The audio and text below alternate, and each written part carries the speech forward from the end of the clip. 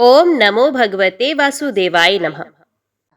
वात्स्यायन जी ने शेष जी से कहा, फणीश्वर, जो भक्तों की पीड़ा दूर करने के लिए नाना प्रकार की कीर्ति किया करते हैं, उन श्री रघुनाथ जी की कथा सुनने से मुझे तृप्ति नहीं होती। अधिकाधिक सुनने की इच्छा बढ़ती जाती है। वेदों को धारण करने वाले आरण्यक मुनि धन्य थे, जिन्होंने श्री रघुनाथ जी का दर्शन करके उनके सामने ही अपने नश्वर शरीर का परित्याग कर दिया था।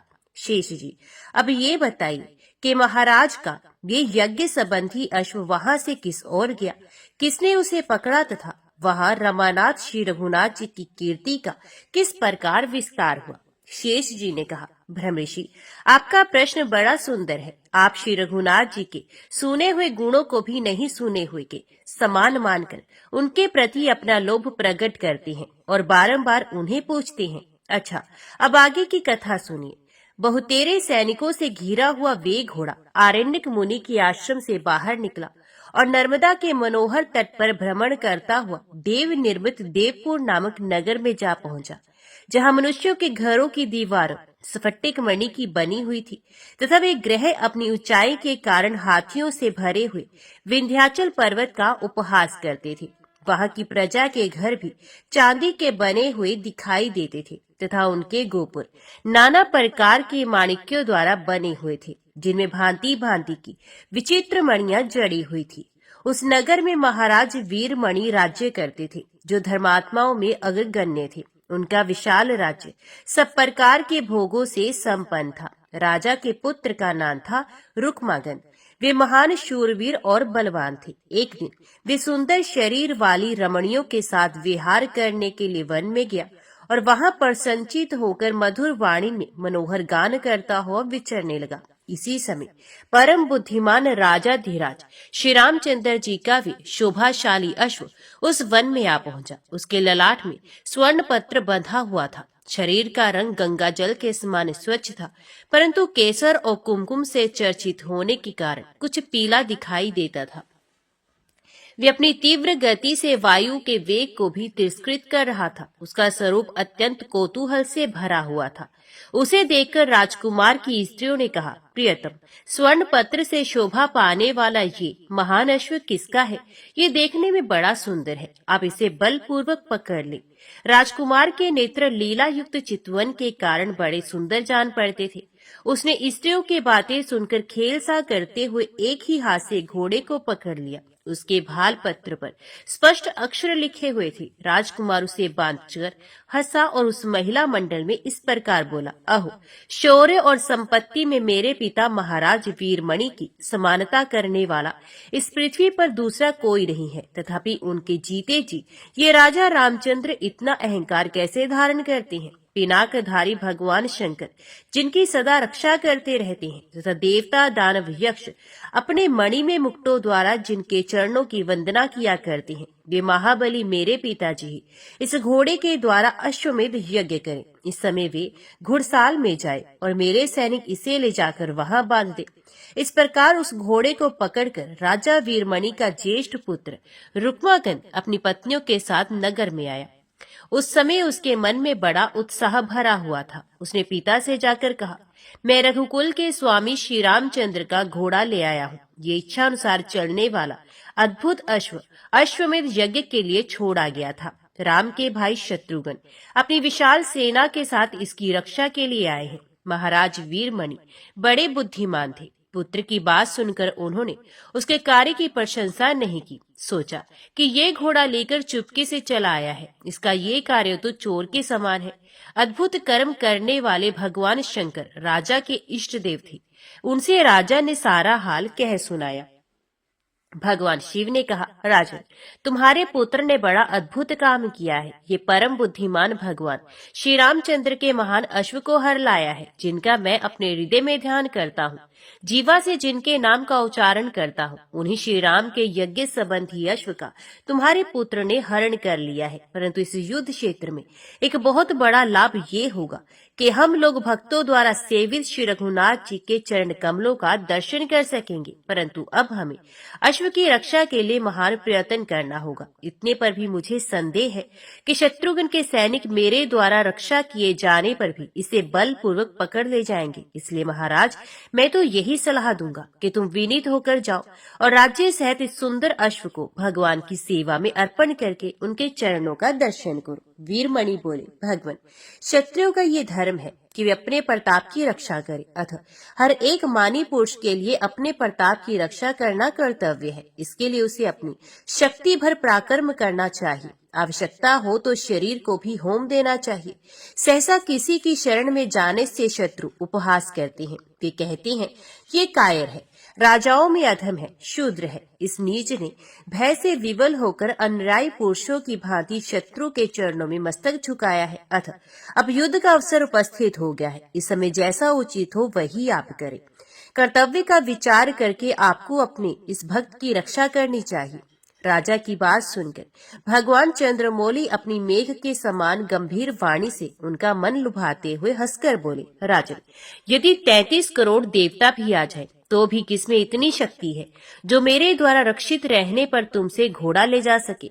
यदि साक्षात भगवान यहाँ आकर अपने स्वरूप की झांकी कराएंगे तो मैं उनके कोमल चरणों में मस्तक झुकाऊंगा, क्योंकि सेवक का स्वामी के साथ युद्ध करना बहुत बड़ा अन्याय बताया गया है। शेष जितने वीर हैं वे मेरे लिए तिनके के समान हैं, कुछ भी नहीं कर सकते। अथ राजेंद्र, तुम युद्ध करो, मैं तुम्हारा रक्षक हूँ। मेरे रहते कौन ऐसा वीर है जो बलपूर्वक घोड़ा ले जा सके। यदि त्रिलोकी भी संगठित होकर आ जाए तो मेरा कुछ भी नहीं बिगाड़ सकती। इधर श्री रघुनाथ जी के जितने सैनिक थे वे अश्व का मार्ग ढूंढ रहे थे। इतने में ही महाराज शत्रुघ्न भी अपनी विशाल सेना के साथ आ पहुंचे। आते ही उन्होंने सभी सेवकों से प्रश्न किया, कहाँ है मेरा अश्व? स्वर्णपत्र से सुशोभित वे यज्ञ संबंधी घोड़ा इस समय दिखाई क्यों नहीं देता? उनकी बात सुनकर अश्व के पीछे चलने वाले सेवकों ने कहा, नाथ, उस मन के समान तीव्रगामी अश्व को इस जंगल में किसी ने हर लिया, हमें भी ये कहीं दिखाई नहीं देता। सेवकों के वचन सुनकर राजा शत्रुघ्न ने सुमति से पूछा, मंत्रीवर, यहाँ कौन राजा निवास करता है? हमें अश्व की प्राप्ति कैसे होगी? जिसने आज हमारे अश्व का अपहरण किया है उस राजा के पास कितनी सेना है? इस प्रकार शत्रुघ्न जी मंत्री के साथ परामर्श कर रहे थे। इतने में ही देवर्षि नारद युद्ध देखने के लिए उत्सुक होकर वहां आए। शत्रुघ्न ने उन्हें स्वागत सत्कार से संतुष्ट किया। वे बातचीत करने में बड़े चतुर थे। अतः अपनी वाणी से नारद जी को प्रसन्न करते हुए बोले, महामते, बताइए मेरा अश्व कहाँ है? उसका कुछ पता नहीं चलता। मेरे कार्य कुशल अनुचर भी उसके मार्ग का अनुसंधान नहीं कर पा रहे। नारद जी वीणा बजाते और श्री राम कथा का बारंबार गान करते हुए बोले, राजन, यहाँ देवपुर नाम का नगर है। उसमें वीरमणि नाम से विख्यात एक बहुत बड़े राजा रहते हैं। उनका पुत्र इस वन में आया था, उसी ने अश्व को पकड़ लिया है। आज उस राजा के साथ तुम लोगों का बड़ा भयंकर युद्ध होगा। उसमें बड़े बड़े बलवान और शूरवीर मारे जाएंगे। इसलिए तुम पूरी तैयारी के साथ यहाँ स्थिरता पूर्वक खड़े रहो तथा सेना का ऐसा व्यूह बनाओ जिसमें शत्रु के सैनिकों का प्रवेश करना अत्यंत कठिन हो। श्रेष्ठ राजा वीरमणि से युद्ध करते समय तुम्हें बड़ी कठिनाइयों का सामना करना पड़ेगा, तथापि अंत में विजय तुम्हारी ही होगी। भला संपूर्ण जगत में कौन ऐसा वीर है जो भगवान श्री राम को पराजित कर सके? ऐसा कहकर नारद जी वहां से अंतर्ध्यान हो गए और देवता तथा दानवों के समान उन दोनों पक्षों का भयंकर युद्ध देखने के लिए आकाश में ठहर गए। उधर शूर शिरोमणि राजा वीरमणि ने रिपुवार नामक सेनापति को बुलाया और उसे अपने नगर में ढिंडोरा पिटवाने का आदेश दिया। सेनापति ने राजा की आज्ञा का पालन किया। प्रत्येक घर, गली और सड़क पर डंके की आवाज सुनाई देने लगी। लोगों को जो घोषणा सुनाई गई वे इस प्रकार थी, राजधानी में जो वीर उपस्थित है वे सभी शत्रुघ्न पर चढ़ाई करें। जो लोग वीरता के अभिमान में आकर राजाज्ञा का उल्लंघन करेंगे वे महाराज के पुत्र या भाई ही क्यों न हो वध के योग्य समझे जाएंगे। फिर से डंका बजाकर उपर्युक्त घोषणा दोहराई जाती है। सभी वीर सुन ले और सुनकर शीघ्र ही अपने कर्तव्य का पालन करें। विलंब नहीं होना चाहिए। नरश्रेष्ठ वीरमणि के सैनिक श्रेष्ठ योद्धा थे। उन्होंने ये घोषणा अपने कानों सुनी और कवच आदि से सुसज्जित होकर वे महाराज के पास गए। उनकी दृष्टि में युद्ध एक महान उत्सव के समान था। उसका अवसर पाकर उनका हृदय हर्ष और उत्साह से भर गया था। राजकुमार रुक्मांगद अपने मन के समान वेगशाली रथ पर सवार होकर आए। उनके छोटे भाई शुभागन भी अपने सुंदर शरीर पर बहुमूल्य रत्न में कवच धारण करके रण उत्सव में सम्मिलित होने के लिए प्रस्थित हुए। महाराज के भाई का नाम था वीर सिंह। वे सब प्रकार के अस्त्र शस्त्रों की विद्या में प्रवीण थे। राजा आज्ञा के अनुसार वे भी दरबार में गए, क्योंकि महाराज का शासन कोई लांघ नहीं सकता था। राजा का भांजा बलमित्र भी उपस्थित हुआ तथा सेनापति रिपुवार ने भी चतुरंगिणी सेना तैयार करके महाराज को इसकी सूचना दी। तदंतर राजा वीरमणि सब प्रकार की अस्त्र शस्त्रों से भरे हुए अपने श्रेष्ठ रथ पर सवार हुए। वे रथ बहुत ऊंचा था और उसके ऊंचे ऊंचे पहिए मणियों के बने हुए थे। चारों ओर से भेरियां बज उठी। उनके बजाने वाले बहुत अच्छे थे। भेरी बजते ही राजा की सेना संग्राम के लिए प्रस्थित हुई। सर्वत्र कोलाहल छा गया। महाराज वीरमणि युद्ध के उत्साह से युक्त होकर रणक्षेत्र की ओर चले गए। राजा की सेना पहुंची। शास्त्र संचालन में चतुर रथियों के द्वारा समूची सेना में महान कोलाहल छा रहा था। ये देखकर शत्रुघ्न ने सुमति से कहा, मंत्रीवर, मेरे अश्व को पकड़ने वाले बलवान राजा वीरमणि मुझसे युद्ध करने के लिए विशाल चतुरंगिणी सेना के साथ आ गए। अब किस तरह युद्ध आरंभ करना चाहिए? कौन कौन महाबली योद्धा इस समय युद्ध करेंगे? उन सबको आदेश दो, जिससे इस संग्राम में हमें मनोवांछित विजय प्राप्त हो। सुमति ने कहा, स्वामी, वीर पुष्कर श्रेष्ठ अस्त्रों के ज्ञाता है। इस समय यही युद्ध करे। नील रत्न आदि दूसरे योद्धा भी संग्राम में कुशल है, अतः वे भी लड़ सकती हैं। आपको तो भगवान शंकर अथवा राजा वीरमणि के साथ ही युद्ध करना चाहिए। वे राजा बड़े बलवान और पराक्रमी हैं।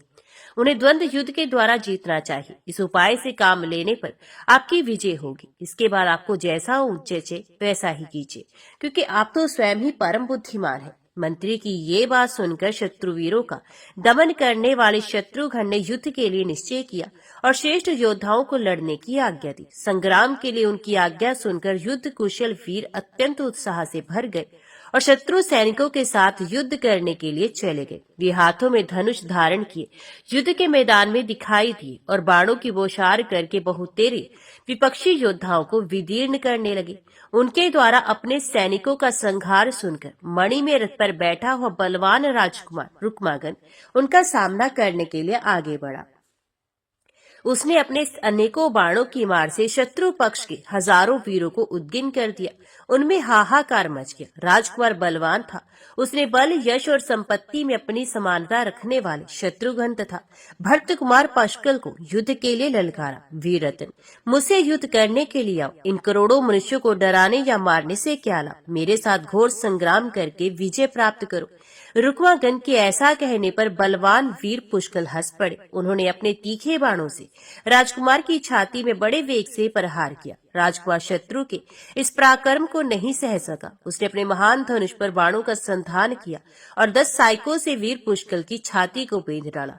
दोनों ही युद्ध में एक दूसरे पर कुपित थे। दोनों ने ही हृदय में विजय की अभिलाषा थी। रुक्मांगद ने पुष्कल से कहा, वीर, अब तुम बलपूर्वक किया हुआ मेरा पराक्रम देखो। संभल कर बैठ जाओ, मैं तुम्हारे रथ को आकाश में उड़ाता हूँ। ऐसा कहकर उसने मंत्र पढ़ा और पुष्कल के रथ पर ब्रह्मका अस्त्र का प्रयोग किया। उस बाण से आहत होकर पुष्कल का रथ चक्कर काटता हुआ 1 योजन दूर जा पड़ा। सारथी ने बड़े कठिनाई से रथ को रोका, तो भी वे पृथ्वी पर ही चक्कर लगाता रहा।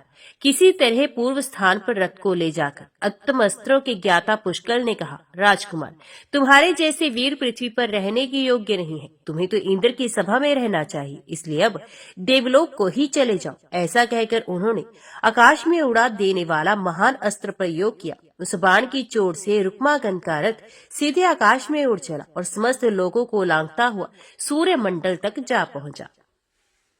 वहां की प्रचंड ज्वाला से राजकुमार का रथ घोड़े और सारथी सहित दग्ध हो गया तथा वे स्वयं भी सूर्य की किरणों से झुलस जाने के कारण बहुत दुखी हो गया। अंत में वे दग्ध होकर पृथ्वी पर गिर पड़ा। उस समय युद्ध के अग्रभाग में महान हाहाकार मचा। राजा वीरमणि अपने पुत्र को मूर्छित देखकर क्रोध में भर गए और रणभूमि के मध्य भाग में खड़े हुए पुष्कल की ओर चले। इधर कपिवर हनुमान जी ने देखा कि समुद्र के समान विशाल सेना के भीतर स्थित हुए राजा वीरमणि भरत कुमार पुष्कल को ललकार रहे हैं।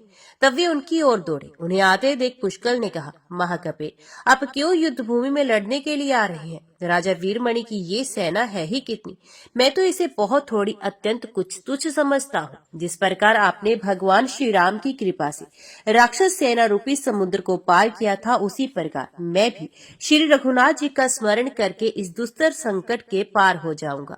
जो लोग दुस्तर अवस्था में पड़कर श्री रघुनाथ जी का स्मरण करते हैं, उनका दुख रूपी समुद्र सूख जाता है, इसमें तनिक भी संदेह नहीं। इसलिए महावीर, आप चाचा शत्रुघ्न के पास जाइए। मैं अभी एक क्षण में राजा वीरमणि को जीत कर आ रहा हूँ।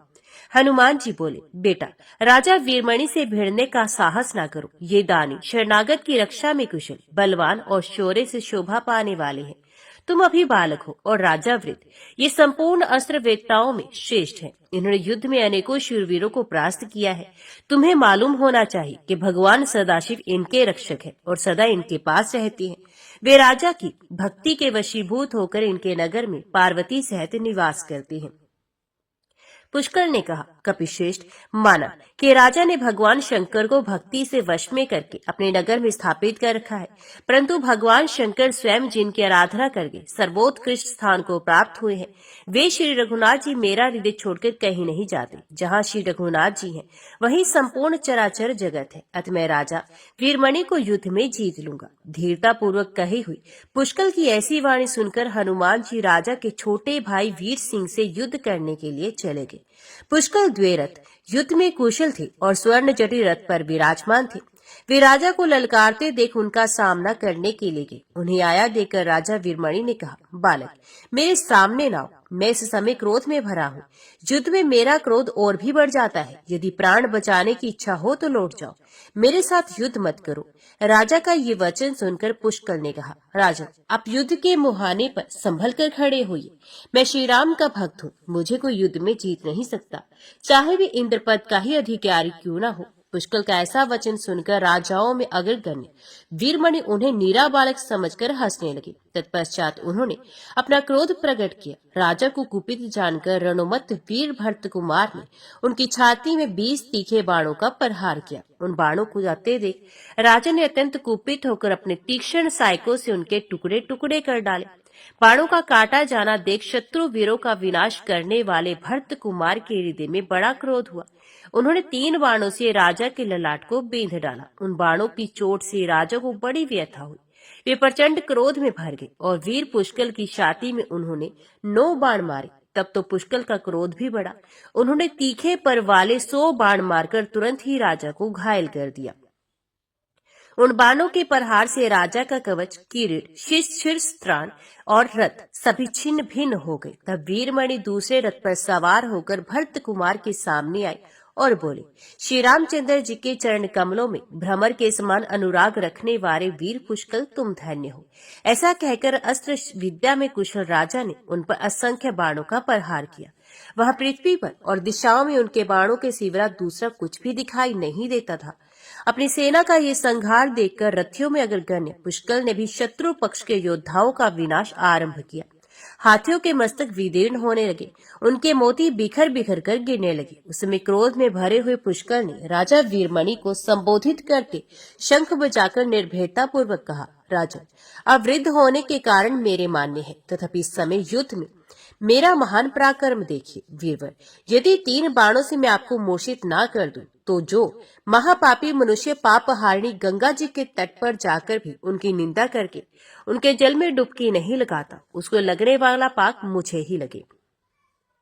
ये कहकर पुष्कर ने राजा के महान वक्ष स्थल को, जो किवाड़ों के समान विस्तृत था, निशाना बनाया और एक अग्नि के समान तेजस्वी एवं तीक्ष्ण बाण छोड़ा। किंतु राजा ने अपने बाण से पुष्कर के उस बाण के 2 टुकड़े कर डाले। उनमें से एक टुकड़ा तो भूमंडल को प्रकाशित करता हो पृथ्वी पर गिर पड़ा और दूसरा राजा के रथ पर गिरा। तब पुष्कर ने अपना मात्र भक्ति जनित पुण्य अर्पण करके दूसरा बाण चलाया, किंतु राजा ने अपने महान बाण से उसको भी काट दिया। इससे पुष्कर के मन में बड़ा खेद हुआ और वे सोचने लगा, अब क्या करना चाहिए। इतने में ही उन्हें एक उपाय सूझ गया। विशेष अस्त्रों की ज्ञाता तो थी ही, अपनी पीड़ा दूर करने वाले श्री रघुनाथ जी का उन्होंने मन ही मन स्मरण किया और तीसरा बाण छोड़ दिया। वे बाण सर्प के समान विशेला और सूर्य के समान प्रज्वलित था। उसने राजा की छाती में चोट पहुंचाकर उन्हें मूर्छित कर दिया। राजा के मूर्छित होते ही उनकी सारी सेना हाहाकार मचाती हुई भाग चली और पुष्कल विजयी हुए। हनुमान जी ने वीर सिंह के पास जाकर कहा, वीरवर ठहरो, कहाँ जाते हो? मैं एक ही क्षण में तुम्हें परास्त करूंगा। वानर के मुख से ऐसी बड़ी चढ़ी बात सुनकर वीर सिंह क्रोध में भर गए और मेघ के समान गंभीर ध्वनि करने वाले धनुष को खींचकर तीक्ष्ण बाणों की वर्षा करने लगे। उस समय रणभूमि में उनकी ऐसी शोभा हो रही थी मानो आषाढ़ के महीने में धारावाहिक वृष्टि करने वाला मनोहर मेघ शोभा पा रहा हो। उन तीखे बाणों को अपने शरीर पर लगते देख हनुमान जी ने वज्र के समान मुक्का वीर सिंह की छाती में मारा। मुष्टि का प्रहार होते ही वे मूर्छित होकर धरती पर गिरा। अपने चाचा को मूर्छित देख राजकुमार शुभांगन वहां पहुंचा। रुक्मागन की भी मूर्छा दूर हो चुकी थी, अतः वे भी युद्ध क्षेत्र में आ थमका। वे दोनों भाई भयंकर संग्राम करते हुए हनुमान जी के पास गए। उन दोनों वीरों को समर भूमि में आया हुआ देख हनुमान जी ने उन्हें रथ और धनुष सहित अपनी पूंछ में लपेट लिया और पृथ्वी पर बड़े वेग से पटका। इससे वे दोनों राजकुमार तत्काल मूर्छित हो गए। इसी प्रकार बलमित्र भी सुमुद के साथ बहुत देर तक युद्ध करके अंत में मूर्छा को प्राप्त हुए। तदंतर अपने आत्मीय जनों को मूर्छित देख भक्तों को पीड़ा दूर करने वाले भगवान महेश्वर स्वयं ही उस विशाल सेना में शत्रुघ्न के सैनिकों के साथ युद्ध करने के लिए चले गए। उनका उद्देश्य था भक्तों की रक्षा करना। वे पूर्व काल में जैसे त्रिपुर से युद्ध करने के लिए गए थे, उसी प्रकार वहां भी अपने पार्षदों और परमथ गणों सहित पृथ्वी तल को कंपाते हुए जा पहुंचे। महाबली शत्रुघ्न ने जब देखा कि सर्वदेव शिरोमणि साक्षात महेश्वर पधारे हैं, तब वे भी उनका सामना करने के लिए रणभूमि में गए। शत्रुघ्न को आया देख पिनाकधारी रुद्र ने वीरभद्र से कहा, तुम मेरे भक्तों को पीड़ा देने वाले पुष्कल से युद्ध करो। फिर नंदी को उन्होंने महाबली हनुमान से लड़ने के लिए भेजा। तदंतर कुश ध्वज के पास प्रचंड को, सुबाहु के पास भृंगु को और सुमद के पास चंड नामक अपने गण को भेजकर युद्ध के लिए आदेश दिया। महारुद्र के प्रधान गण वीरभद्र को आया देख पुष्कल अत्यंत उत्साहपूर्वक उनसे युद्ध करने को आगे बढ़े। उन्होंने 5 बाणों से वीरभद्र को घायल किया। उनके बाणों से शत विक्षत होकर वीरभद्र ने त्रिशूल हाथ में लिया, किंतु महाबली पुष्कल ने एक ही क्षण में उस त्रिशूल को काटकर विकट गर्जना की। अपने त्रिशूल को कटा देख रुद्र ने अनुगामी महाबली वीरभद्र को बड़ा क्रोध हुआ और उन्होंने महारथी पुष्कल के रथ को तोड़ डाला। वीरभद्र के वेग से चकनाचूर हुए रथ को त्याग कर महाबली पुष्कल पैदल हो गए और वीरभद्र को मुक्के से मारने लगे। फिर दोनों ने एक दूसरे पर मुष्टि का प्रहार आरंभ किया। दोनों ही परस्पर विजय के अभिलाषी और एक दूसरे के प्राण लेने को उतारू थे। इस प्रकार रात दिन लगातार युद्ध करते उन्हें 4 दिन व्यतीत हुए। 5वें दिन पुष्कल को बड़ा क्रोध हुआ और उन्होंने वीरभद्र का गला पकड़कर उन्हें पृथ्वी पर दे मारा। उनके प्रहार से महाबली वीरभद्र को बड़ी पीड़ा हुई। फिर उन्होंने भी पुष्कल के पैर पकड़कर उन्हें बारंबार घुमाया और पृथ्वी पर पछाड़कर मार डाला। महाबली वीरभद्र ने पुष्कल के मस्तक को, जिसमें कुंडल जगमगा रहे थे, त्रिशूल से काट दिया। इसके बाद वे जोर जोर से गर्जना करने लगा। ये देखकर सभी लोग थर्रा उठे। रणभूमि में जो युद्ध कुशल वीर थे, उन्होंने वीरभद्र के द्वारा पुष्कल के मारे जाने का समाचार शत्रुघ्न से कहा। पुष्कल के वध का वृत्तांत सुनकर महावीर शत्रुघ्न को बड़ा दुख हुआ। वे शोक से कांप उठे। उन्हें दुखी जानकर भगवान शंकर ने कहा, रे शत्रुघ्न, तू युद्ध में शोक न कर। वीर पुष्कल धन्य है, जिसने महाप्रलयकारी वीरभद्र के साथ 5 दिनों तक युद्ध किया। ये वीरभद्र वे ही हैं जिन्होंने मेरे अपमान करने वाले दक्ष को क्षण भर में मार डाला था। अतः महाबलवान राजेंद्र, तू शोक त्याग दे और युद्ध कर। शत्रुघ्न ने शोक छोड़ दिया। उन्हें शंकर के प्रति बड़ा क्रोध हुआ। उन्होंने चढ़ाए हुए धनुष को हाथ में लेकर महेश्वर पर बाणों का प्रहार आरंभ किया। उधर से शंकर ने भी बाण छोड़े। दोनों के बाण आकाश में छा गए। बाण युद्ध में दोनों की क्षमता देखकर सब लोगों को ये विश्वास हो गया कि अब सबको मोह में डालने वाला लोक संहारकारी प्रलय काल आ पहुंचा। दर्शन कहने लगे, ये तीनों लोगों की उत्पत्ति और प्रलय करने वाले रुद्र हैं, तो वे भी महाराज श्री रामचंद्र के छोटे भाई हैं। न जाने क्या होगा, इस भूतल पर किसकी विजय होगी। इस प्रकार शत्रुघ्न और शिव में 11 दिनों तक परस्पर युद्ध होता रहा। 12वें दिन राजा शत्रुघ्न ने क्रोध में भरकर महादेव जी का वध करने के लिए ब्रह्मास्त्र का प्रयोग किया, किंतु महादेव जी उस महान अस्त्र को हंसते हंसते पी गए। इसे शत्रुघ्न को बड़ा आश्चर्य हुआ और वे सोचने लगे अब क्या करना चाहिए। वे इस प्रकार विचार कर ही रहे थे कि देवादिदेव शिरोमणि भगवान शिव ने शत्रुघ्न की छाती में एक अग्नि के समान तेजस्वी बाण झोंक दिया। उससे मूर्छित होकर शत्रुघ्न रणभूमि में गिर पड़े। उसमें योद्धाओं से भरी हुई उनकी सारी सेना में हाहाकार मच गया। शत्रुघ्न को बाणों से पीड़ित एवं मूर्छित होकर गिरा देख हनुमान जी ने पुष्कल के शरीर को रथ पर सुला दिया और सेवकों को उनकी रक्षा में तैनात करके वे स्वयं संहारकारी शिव से युद्ध करने के लिए आए। हनुमान जी श्री रामचंद्र जी का स्मरण करके अपने पक्ष के योद्धाओं का हर्ष बढ़ाते हुए रोष के मारे अपनी पूंछ को जोर जोर से हिला रहे थे। युद्ध के मुहाने पर रुद्र के समीप पहुंचकर महावीर हनुमान जी देवादिदेव महादेव जी का वध करने की इच्छा से बोले, रुद्र तुम राम भक्त का वध करने के लिए उदित होकर धर्म के प्रतिकूल आचरण कर रहे हो, इसलिए मैं तुम्हें दंड देना चाहता हूँ। मैंने पूर्व काल में वैदिक ऋषियों के मुंह से अनेकों बार सुना है कि पिनाकधारी रुद्र सदा ही श्री रघुनाथ जी के चरणों का स्मरण करते रहते हैं, किंतु वे सभी बातें आज झूठी साबित हुई क्योंकि तुमने राम भक्त शत्रुघ्न के साथ युद्ध किया है। हनुमान जी के ऐसा कहने पर महेश्वर बोले, कपिश्रेष्ठ तुम वीरों में प्रधान और धन्य हो, तुमने जो कुछ कहा वे सत्य है। देव दानव वंदित ये भगवान श्री रामचंद्र वास्तव में मेरे स्वामी हैं, किंतु मेरा भक्त वीरमणि उनके अश्व को ले आया है और उस अश्व के रक्षक शत्रुघ्न जो शत्रु वीरों का दमन करने वाले हैं इसके ऊपर चढ़ आए हैं। इस अवस्था में मैं वीरमणि की भक्ति के वशीभूत होकर उसकी रक्षा के लिए आया हूँ, क्योंकि भक्त अपना ही स्वरूप होता है, अतः जिस किसी तरह भी संभव हो उसकी रक्षा करनी चाहिए, यही मर्यादा है। चंडीपति भगवान शंकर के ऐसा कहने पर हनुमान जी बहुत कुपित हुए और उन्होंने एक बहुत बड़ी शिला लेकर उसे उनके रथ पर दे मारा। शिला का आघात पाकर महादेव जी का रथ घोड़े सारथी ध्वजा और पताका से चूर चूर हो गया। शिवजी को रथहीन देखकर नंदी दौड़े हुए आए और बोले, भगवान मेरी पीठ पर सवार हो जाइए। भूतनाथ को वृषभ पर आरूढ़ देख हनुमान जी का क्रोध और भी बढ़ गया। उन्होंने शाल का वृक्ष उखाड़कर बड़े वेग से उनकी छाती पर प्रहार किया। उसकी चोट खाकर भगवान भूतनाथ ने एक तीखा शूल हाथ में लिया जिसकी 3 शिखाएं थी तथा जो अग्नि की ज्वाला की भांति ज्वालामयन हो रहा था। अग्नि तुल्य तेजस्वी उस महान शूल को अपनी ओर आते देख हनुमान जी ने वेग पूर्वक हाथ से पकड़ लिया और उसे क्षण भर में तिल तिल करके तोड़ डाला। कपिश्रेष्ठ हनुमान ने जब वेग के साथ त्रिशूल के टुकड़े टुकड़े कर डाले तब भगवान शिव ने तुरंत ही शक्ति हाथ में ली जो सब की सब लोहे की बनी हुई थी। शिवजी की चलाई हुई वे शक्ति बुद्धिमान हनुमान जी की छाती में आ गई। इससे वे कपिश्रेष्ठ क्षण भर बड़े विकल रहे। फिर एक ही क्षण में उस पीड़ा को सहन कर उन्होंने एक भयंकर वृक्ष उखाड़ लिया और बड़े बड़े नागों से विभूषित महादेव जी की छाती में प्रहार किया। वीरवर हनुमान जी की मार खाकर शिवजी के शरीर में लिपटे हुए नाग थर्रा उठे और वे उन्हें छोड़कर इधर उधर होते हुए बड़े वेग से पाताल में घुस गए। इसके बाद शिवजी ने उनके ऊपर मूसल चलाया, किंतु वे उसका वार बचा गए। उस समय राम सेवक हनुमान जी को बड़ा क्रोध हुआ। उन्होंने हाथ पर पर्वत लेकर उसे शिवजी की छाती पर दे मारा। तदंतर उनके ऊपर दूसरी शिलाओं, वृक्षों और पर्वतों की वृष्टि आरंभ कर दी। वे भगवान भूतनाथ को अपनी पूंछ में लपेटकर मारने लगे। इससे नंदी को बड़ा भय हुआ।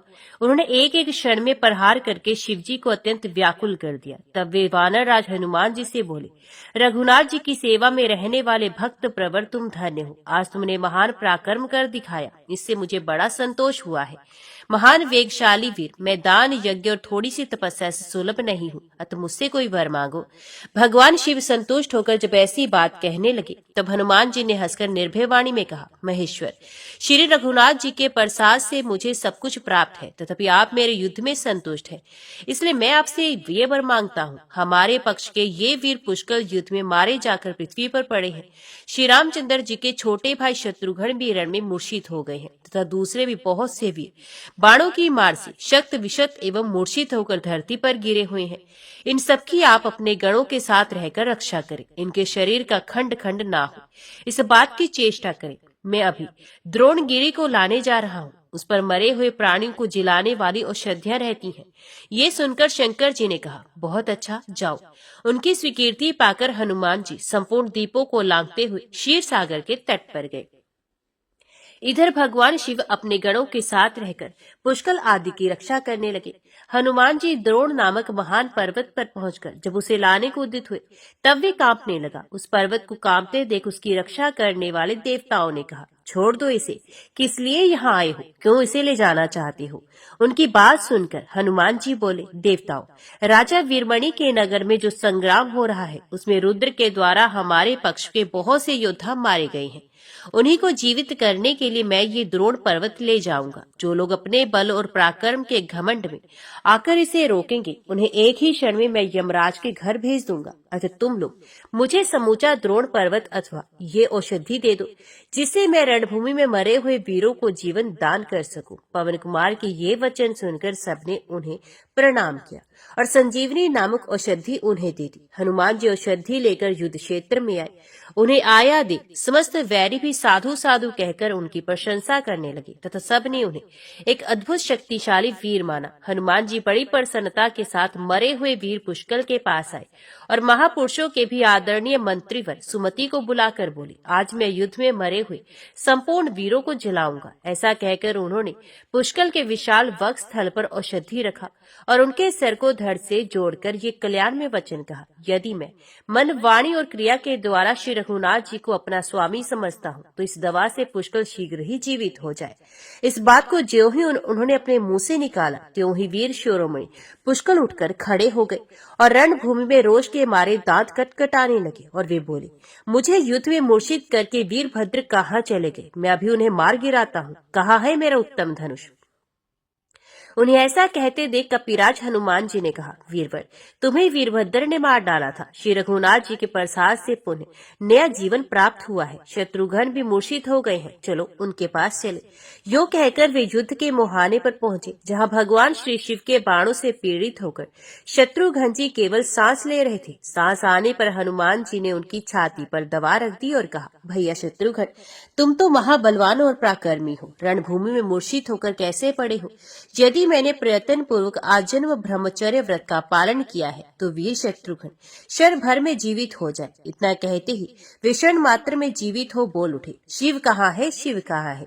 वे रणभूमि छोड़कर कहाँ चले गए? पिराकधारी रुद्र ने युद्ध में अनेकों वीरों का सफाया कर डाला था, किंतु महात्मा हनुमान जी ने उन सबको जीवित कर दिया। तब वे सभी वीर कवच आदि से सुसज्जित हो अपने अपने स्थान पर रथ पर बैठकर रोषपूर्ण हृदय से शत्रु की ओर चल पड़े। अब की बार राजा वीरमणि स्वयं ही शत्रुघ्न का सामना करने के लिए गए।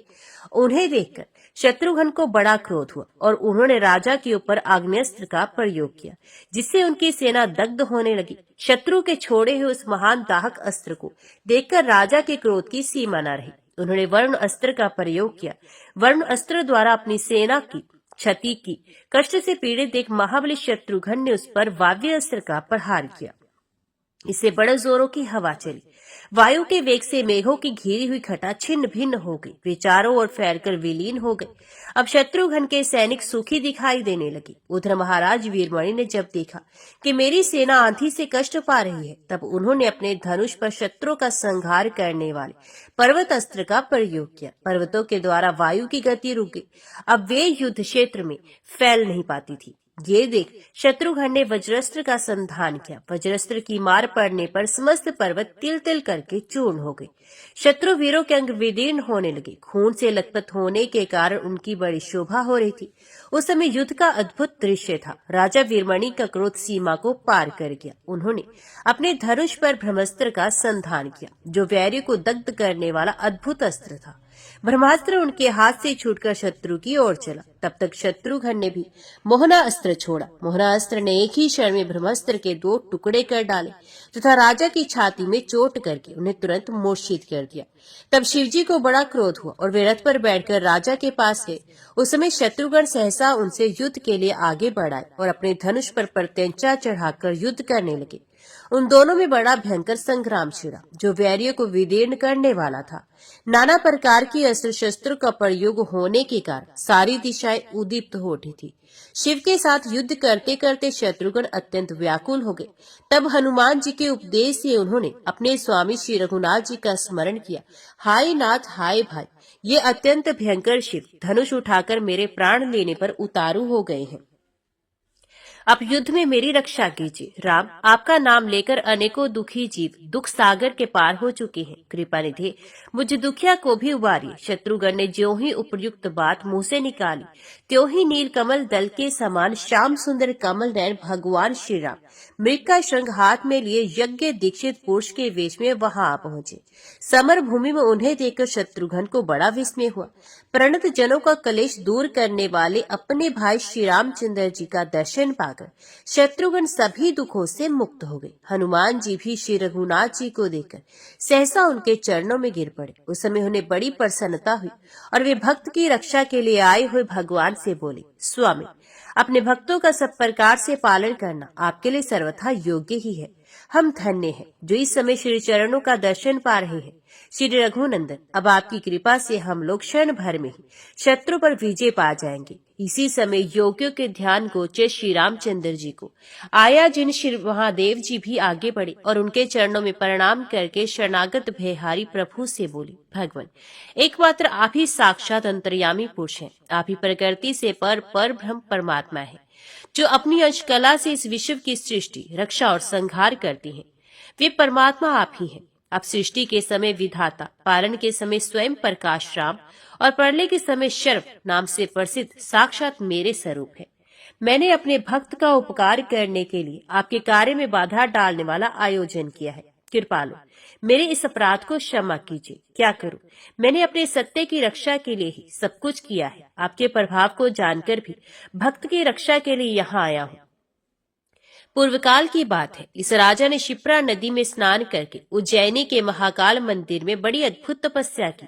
इससे प्रसन्न होकर मैंने कहा, देवपुर में तुम्हारा राज्य होगा और जब तक वहां श्री रामचंद्र जी के यज्ञ संबंधी अश्व का आगमन होगा, तब तक मैं भी तुम्हारी रक्षा के लिए उस स्थान पर निवास करूंगा। इस प्रकार मैंने इसे वरदान दे दिया था। उसी सत्य से मैं इस समय बंधा हुआ हूँ। अब ये राजा अपने पुत्र, पशु और बांधवों सहित यज्ञ का घोड़ा आपको समर्पित करके आपके ही चरणों की सेवा करेगा। श्री राम ने कहा, भगवान, देवताओं का तो ये धर्म ही है कि वे अपने भक्तों का पालन करें। अपने जो इस समय अपने भक्त की रक्षा की, ये आपके द्वारा बहुत उत्तम कार्य हुआ है। मेरे हृदय में शिव है और शिव के हृदय में मैं हूँ। हम दोनों में भेद नहीं है। जो मूर्ख है, जिनकी बुद्धि दूषित है, वे ही भेद दृष्टि रखते हैं। हम दोनों एक रूप हैं। जो हम लोगों में भेद बुद्धि करते हैं, वे मनुष्य 1000 कल्पों तक कुंभी पाक में पकाए जाते हैं। महादेव जी, जो सदा आपके भक्त रहे हैं, वे धर्मात्मा पुरुष मेरे भी भक्त हैं, तथा जो मेरे भक्त हैं, वे भी बड़ी भक्ति से आपके चरणों में मस्तक झुकाते हैं। श्री रघुनाथ जी का ऐसा वचन सुनकर भगवान शिव ने मूर्छित पड़े हुए राजा वीरमणि को अपने हाथ के स्पर्श आदि से जीवित किया। इसी प्रकार उनके दूसरे पुत्रों को भी, जो बाणों से पीड़ित होकर अचेत अवस्था में पड़े थे, जिलाया।